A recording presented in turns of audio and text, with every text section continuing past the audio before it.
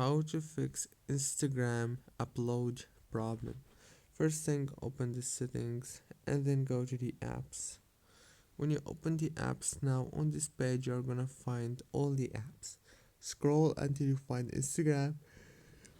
Click on Instagram right here. For stop the app from here, click on notifications management. Disable all the notifications and enable them back again after a few seconds.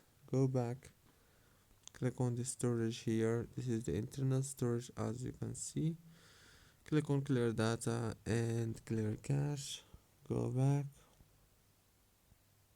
Go back to the settings.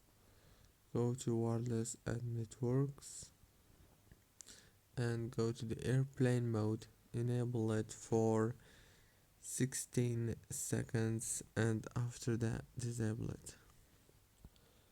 Now Instagram must be working. Don't forget to like, subscribe.